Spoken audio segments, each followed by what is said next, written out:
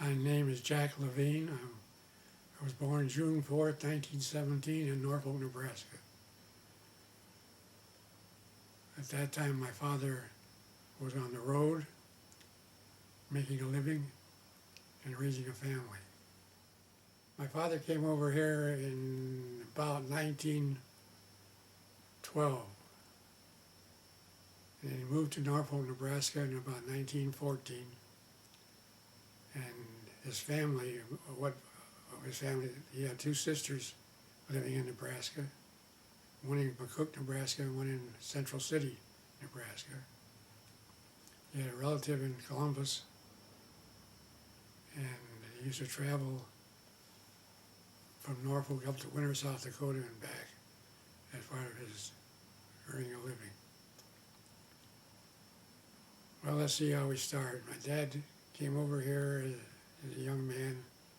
He must have been born in about 18.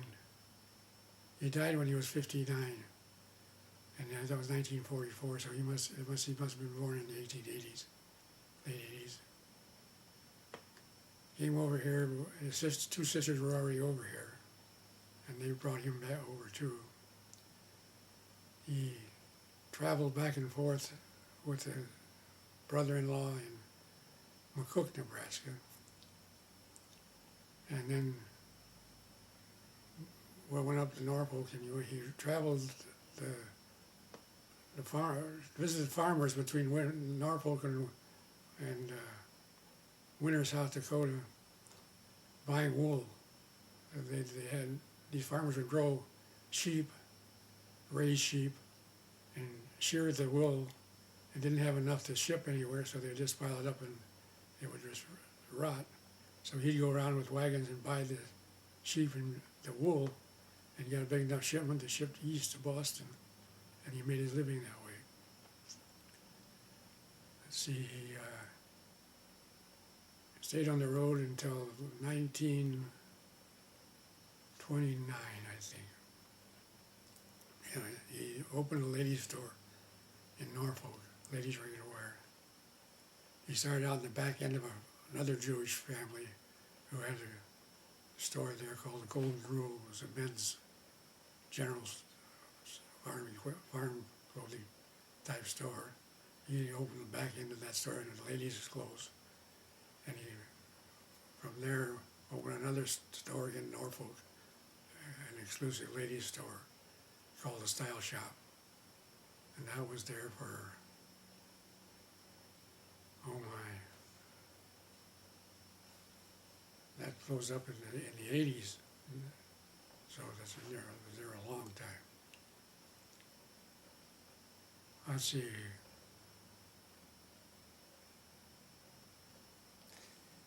Where did your father come from, Jack? Lithuania.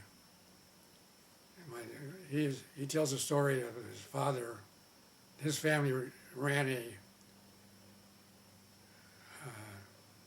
horse and buggy station. In those days, there were no automobiles when he was a little kid.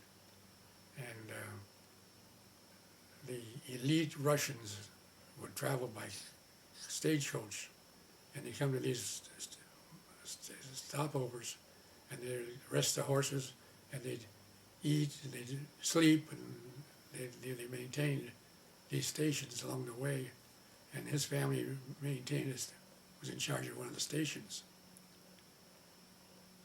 And his dad was killed in some sort of a pogrom type thing, which was an awful situation. They all tried to get out of there as best they could, and most of them made it, although he still had a brother, a couple of brothers that were left there. In fact, one of them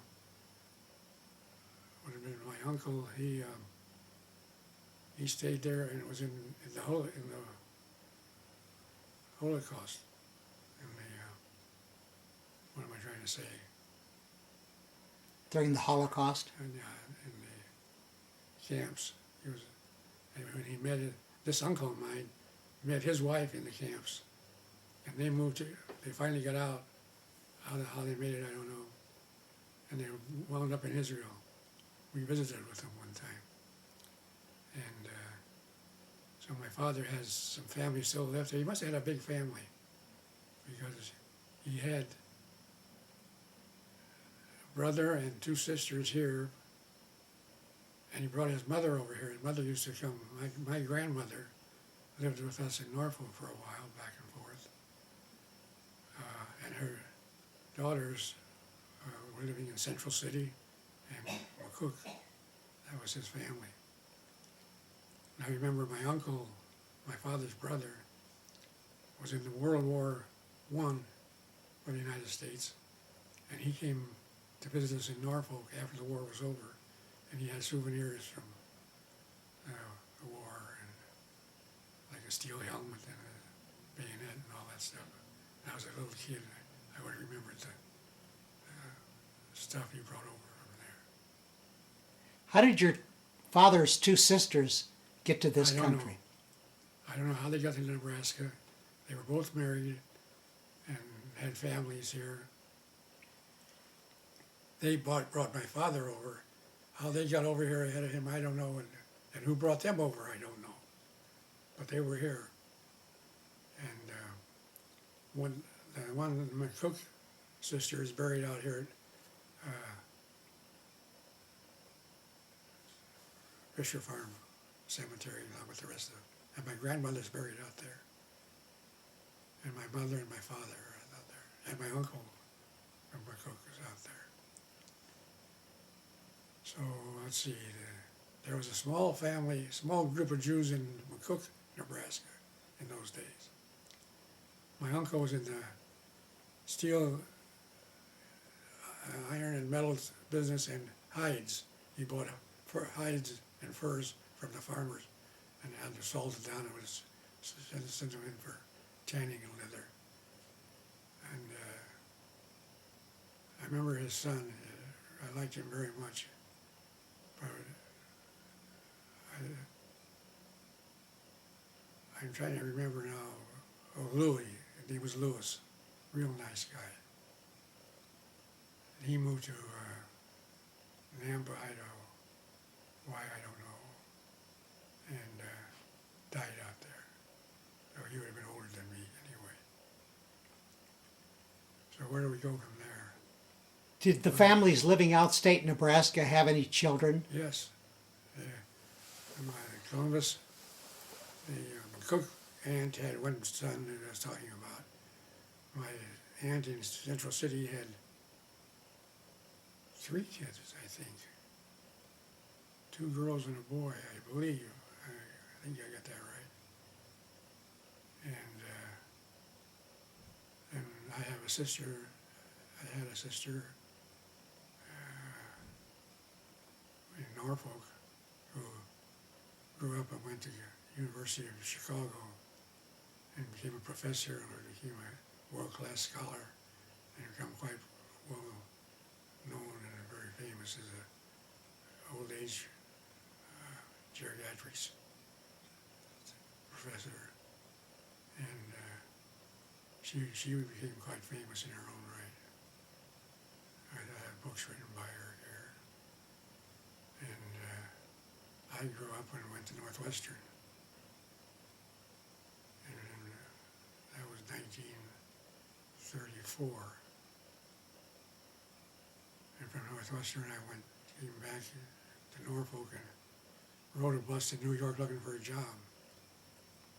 And I remember getting out of college. I went to New York in my Christmas vacation in my senior year. I rode the bus to New York to look for a job. And then I came back and finished up and got my degree, came home for the summer and then rode the bus back to New York. And that would be 1937. We went here at 37 and 38. And I got a job there. I got sent to Peoria, Illinois. That's where I met my wife on a blind date. What kind of degree did you get from the university? Bachelor's degree in commerce. And what kind of job did you have in New York? Well, I had a funny situation. When I took those trips before I graduated, I visited several employing banks. I was interested in working in a bank. And I went to Irving Trust Bank in those days. It was a beautiful big bank in New York. And I interviewed the vice president in charge of foreign trade. That was my major, foreign trade. And he was actually going to register me into, they had classes every fall, training students. And he had me down to start in that fall. That would have been 38.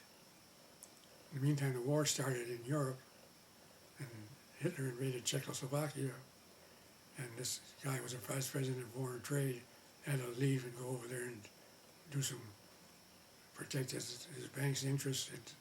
The class never got started. So I took another job with interstate department stores. In fact, they had stores all through the Middle West there. And my first store was Peoria, Illinois. That's where I met Sally. And from there I transferred to Utica, New York, then to Louisville, Kentucky, then to Paducah, Kentucky. And from there I went into the Army. And that was 1940, December 40. I was one of the first boys, early entry into the war. What kind of work were you doing with this company? I was a store manager trainee. And I was with them, I was with them, I guess, a little over a year when I went into the service. And they saved my job for me, and I went back to them after I got out of the service 5 years later. In the meantime, my father's store in Norfolk was doing pretty well, and he had died while I was in the service. And it was a case of keeping the store going or closing it altogether. There's nobody else to run it. So we decided to go back to Norfolk for 10 years. I remember we figured 10 years and we'd stay there, and then we'd move out again. And it worked out that way exactly. We moved out of there 10 years later and came to Omaha. And at that time we had bought another store in Columbus. We had 2 stores at that time, Style Shop in Norfolk and Bluebird in Columbus. We moved to Omaha, and then after we moved to Omaha, we bought a store in Bellevue from an Air Force lieutenant who had a store with his wife in Bellevue. And that was our 3rd store. Then we bought a store in Fremont. There used to be a Krasny in Fremont with a ladies' store, and he retired, and then in the shuffle of buildings and whatnot, we wound up having a ladies' store in Fremont. So we had stores in Norfolk, Columbus, Fremont, and Bellevue. Then we got attracted to a shopping center in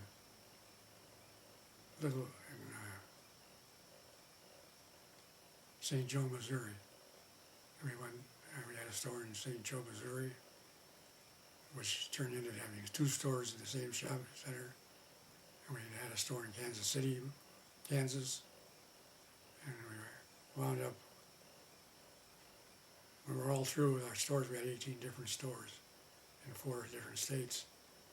And they all did very, very well. In Omaha, we had Sally's Town and Country, which may be familiar to some people, and we had the Avenue, which was an upscale ladies' store. And we were very proud of all of our stores and our people. And so, let's see, I just did that until I retired, which is now 5, 6 years ago. And we've had a little bad luck with our health. But in the meantime, I think we could really say we got good luck with our health because we lived to be a ripe old age. But things are a little slower right now than they have been in the past. Jack, I'd like to hear a little bit about your growing up in Norfolk. Okay, when I was a kid, I remember my father used to be on the road, and he'd come back. We had a house. My mother was an American-born. The only one of the Jewish community who could write English or read English. So they had a ladies' society, and she was the president and secretary of the Jewish Ladies Society in Norfolk, Nebraska. She could write the minutes out, and they had 10 or 12 families in those days. I went to grade school in Norfolk and high school. I was very active in high school, very active. Growing up I enjoyed it. I enjoyed growing up in Norfolk. I liked it a lot. I don't know what specifically I could say about it. My sister was ahead of me, was a student and a very scholarly student.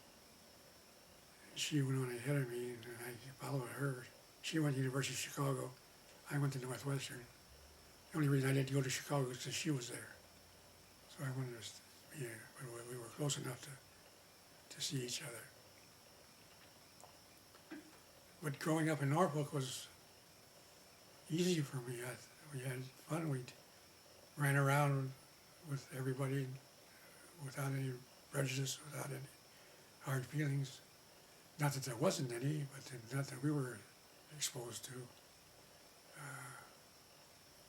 My father, before me, I think, had experienced some anti-Semitism, some.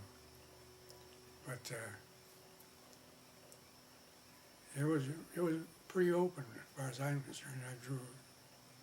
I lived in Norfolk until I graduated high school. Then I went away to school, went away to work, went to the Army. By the time I was gone 13 years. Then I went back to Norfolk to run this store and raise my own family. And by that time, socially, things were much more acceptable. I mean, when my dad was growing up there, the Jews stuck together real close, and all the social life was within the Jewish community. When I got there, we had a lot of Gentile friends, close friends.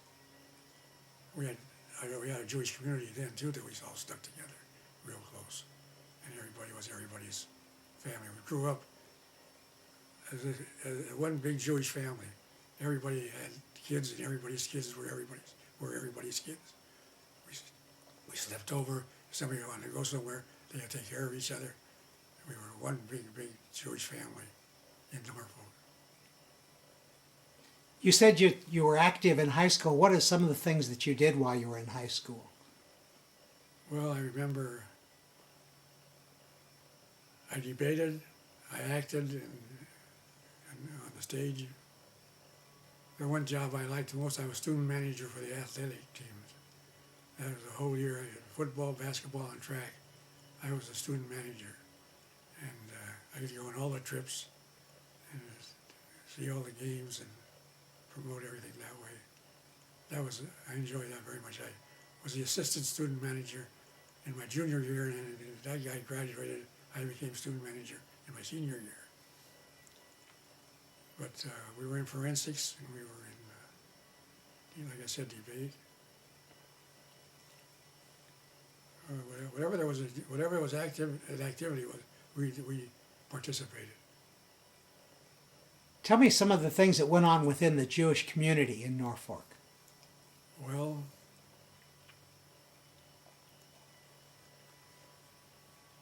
we had families. There's one group of families real close together. There were the Robinsons, the Skolowskis, the Rosenthal's, the Levins. There's more Skolowskis. They were real tight-knit, real close. And then there were people who came to Norfolk that were younger than my folks, older than we were, but younger than my folks, who were very well part of the community with the Jewish community, but this old gang that really stuck together. Well, I remember when my dad died, this Abe Skolowski came and picked me up. I was in the Army then, and I flew home for the services. He came and he drove to Omaha to pick me up and take me back for the funeral. And Abe was a great guy.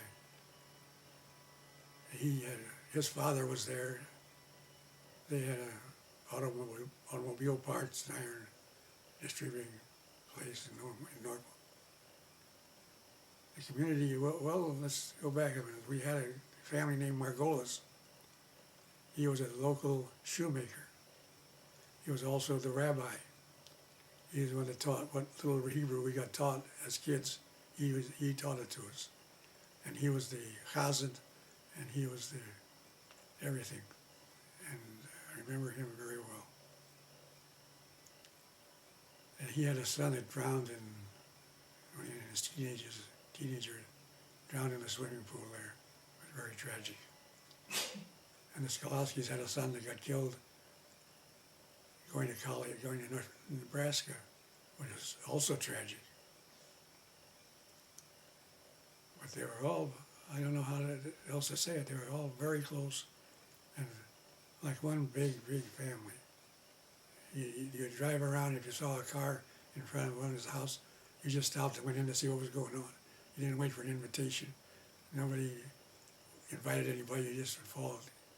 You'd get together, whoever they played poker like crazy in those days. And every time you got together, food came out on the tables. You always had a full table of food. And then they had the Jewish fights, yelling at each other. I remember my father yelling at another one. They'd yell back and forth, cuss each other out, scream at each other. And the next day they'd loan each other money. It was that kind of a relationship. It was very, very warm and very good. I want to hear the story of how you met Sally. Well, I went to Peoria. I was sent to Peoria to be a trainee in a department store. There was a Peoria Dry Goods Company. And while I was there, I was visited and entertained by other Jewish people in Peoria. They were being very nice to me. And one person there especially took charge of me and introduced me around, and I got acquainted with his brother. And I remember his brother wanted me to go on a double date with him. And I said, I didn't know anybody to date. He said, we'll fix you up. So I said, okay, I'll go with you. So Sally, dentist, went to the dentist, who was a Jewish guy who knew these people. And he said to her, well, how would you like to go on a blind date? She said, no, I'm not interested in going on a blind date. Well, he said, why don't you go for my sake? You got a nice Jewish boy here, and we would like to have you go out with him. So we went out on that night on a blind date that weekend. Neither one of us thought much of the other one, but we were together every night after that. And all the time I lived in Peoria, we were together every night. And after I left, we corresponded and stayed together. And planned on getting married before, but the war came on, and we decided to wait till the war was over. So the relationship lasted from 1939 through, we got married in 1943, while I was still in the service. That was another experience. I went through officers training camp in Petersburg, Virginia, Camp Lee, Virginia. And I graduated on a Friday. And Sally came down and we got married the day I got my bars. She pinned my bars on and we got married. And as a Friday, we had to get married before sundown. And the director of the what do you call him, the post USO director was Jewish. He married us. We had no family, we had nobody there. He called two witnesses in off the street to witness our wedding. and we got married by ourselves. In those days, you couldn't travel. My mother, you couldn't get on the train. The trains were all taken over by soldiers. My mother couldn't make a trip for one night to see us married and go back again. It was very difficult. So we said, we'll come home the first time we get a leave. We'll visit. They had already met Sally before, so they knew her. But I remember how we had to get 2 witnesses off the street to come in, and we could get it done before sundown on a Friday. That was 1943. We've been married 62 years now, 61 years. Can you tell me a little bit about Sally's family? Well, Sally, folks also came over from Europe. They had family in Peoria that brought them over, and my father-in-law worked with his uncle or Sally's uncle. It must have been his brother. Must have been his brother. Anyway, they were very religious, her family. Her father was a shamus. Do I say that right? And I remember he was very active in the shul, and they redid the Ark Covenant, and he handmade lettering to go around the Ark, and I've got pictures of it that showed him, and I've even got the cutouts that he made these things from. I've got them in my own basement here. She had 2 sisters and a brother. Her brother was a colonel in the war. He was a doctor. Her 2 sisters were high school teachers in Peoria, all erudite. And that's it. Were you able to stay together, you and Sally, All during the your time. years in the service? All the time. We were never separated. We transferred 13 times in the service. We kept going one place and staying 2-3 months, and to go somewhere else for 2 or 3 weeks. One place we stayed overnight. But I think it was 13 or 14 change stations. And we stayed together the whole time. I was alerted to go overseas, and the war was almost over then. And we were in Dalhart, Texas. And my brother-in-law, my father had died, and we had his car. After the funeral, after he died, we took this car back, and we were able to have it in the service. And we had the car loaded in the back of the apartment building we were in. We were ready to go down the steps, and the corporal was running up the front stairs and says, "Lieutenant, wait, hold it on, don't go anywhere. You're not going anywhere." So that's the closest we got to being separated. And we got stopped then, and so we were moved all the time. And that was also interesting. And the company we were in, all the officers were married. Some of them had kids, and we all stayed together the whole period of time. Very, very interesting. What was your main job in the service? I was quartermaster officer in the Air Force.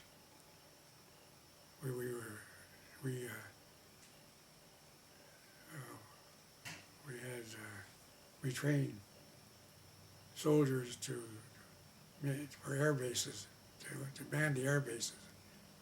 In other words, if you went overseas, somebody had to do the maintenance, somebody had to do the supplies, somebody had to feed them. You had to maintain a whole airport, and we manned, stationed those airports as we were trained. We trained people and sent them overseas. So I was the quartermaster officer. I was in the Air Force. When were you discharged? Well, I officially was never discharged. We got out of the service, and on the same day, I went in on December 20th, 1940, came out on December 20th, 1945 in Denver. We were transferred. Sally was pregnant, and I remember she fainted in the hotel. I think it was a Brown Derby or something like that in Denver, and we finally got settled out of there and drove back through Norfolk and picked up my mother and drove to Chicago. And my daughter was born in Chicago. So we got around quite a bit traveling. Did you go right back to Norfolk at that time? No, we went to Louisville. We didn't know what we were going to do. We didn't know if we wanted to go to Norfolk or not. We went back to Louisville and we got an apartment in Louisville and stayed there for about a year. And then business was pretty good in Norfolk. And we decided rather than close the store because there was nobody there, let's go back there and be our own boss and have our own business. And Sally was willing. She didn't like the idea of going to a small town, but she was willing. And we came in, we belonged to a temple here in Omaha from the time we first moved to Norfolk. We were out of town members.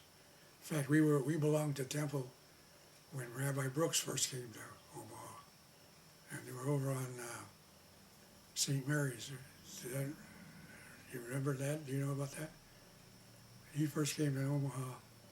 We were out of town members, and I remember going to services, his first services there. But we've been members of the temple ever since we got out of the service.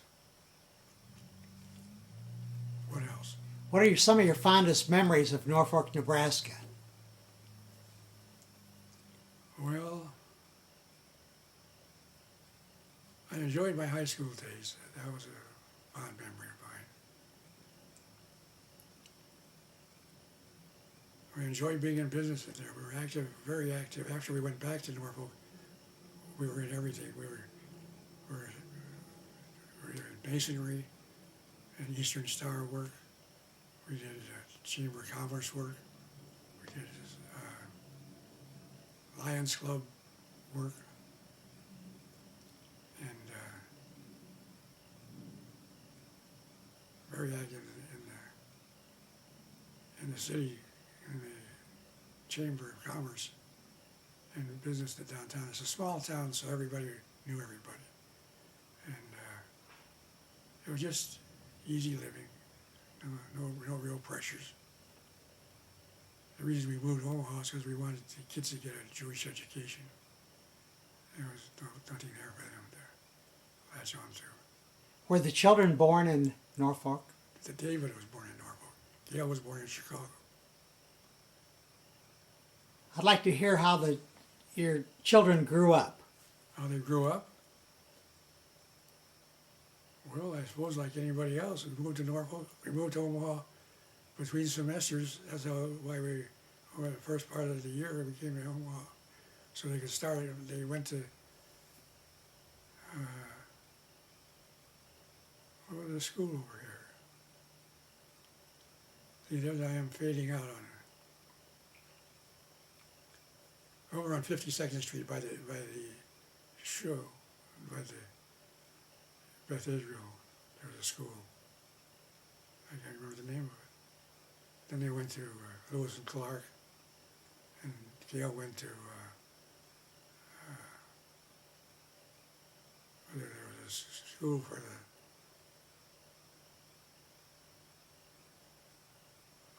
over here. Sally won't remember because she doesn't remember anything either. They went through all the schools anyway, from grade school on up to Metro Central, both of them. And both of them were, one was a sweetheart, one was a beau, so that was interesting. They both grew up. Where did the kids go on to school? Gail went to Wisconsin and David went to Missouri. And Gail went on from there. When she graduated from Wisconsin, she headed for Boston. I don't remember what the attraction was Boston was. She had some deal cooking in Boston. And she did her first work as a, what do you call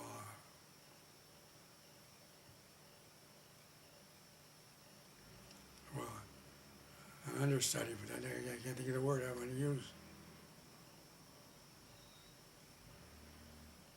She went in as a student trainee, whatever you want to call them, in a television station. And she became assistant director. These titles, I don't say them right because I don't know what they remember right. But she did a lot of local television stories, and she won 6 or 7 Emmys out there, local Emmys, not national. But that I thought was very good because the competition on the East Coast is pretty tough. And if you score that good when you're out there, you're doing pretty well. Then she got hired in New York to go work at NBC. That didn't work out. She hated it. And she went into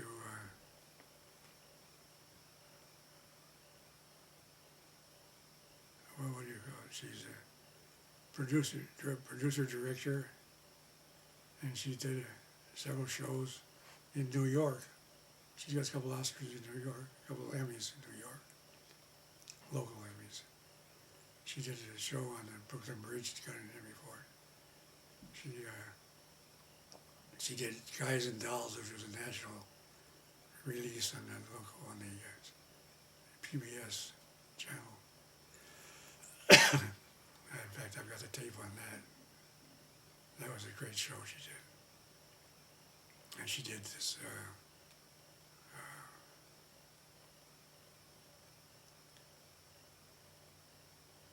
this last show she did, I can't think of the names of it.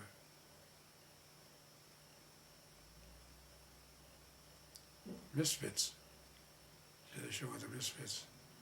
And with Clark Gable and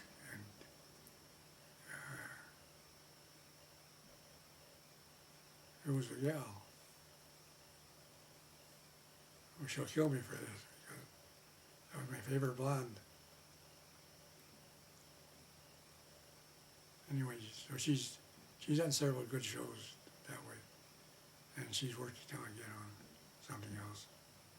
She's keeping busy. Do you see her very often? Quite often. She comes home about every 3 or 4 months. We used to see her a lot of her too. We used to go to New York a lot when we had the stores on buying trips. We would always see the kids in New York. So she comes home now, and we talk all the time. She calls home at least once or twice a week, and we keep together. And how about your son? Well, my son went to Missouri and took art as a major and became a potter and did some very excellent work as a potter. There's a vase right behind you there, pot, on that brown one there. But he decided he'd just as soon come home and be a part of our organization, and became active in our stores and worked with me for many years. And what is he doing today? Well, right now he's trying to start up another deal. He's looking around. I don't know what he's going to do. He just closed up the store he had, and that's it. He doesn't want to do that anymore.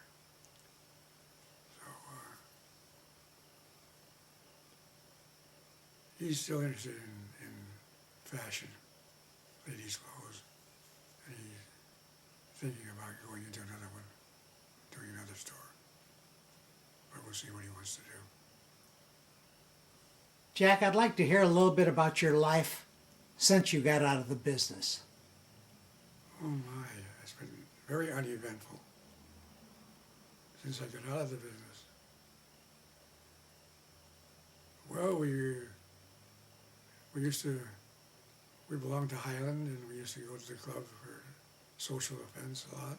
We had some very good friends, very close friends we made. We still have them.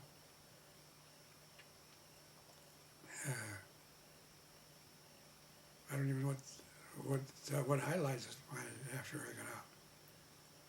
The big thing is that Sally Fallon broke her hip about 2.5 years ago.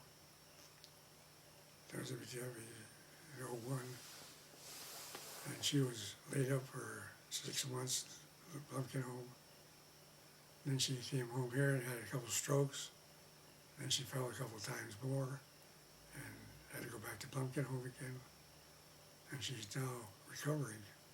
She's doing very well, and she's recovered beautifully.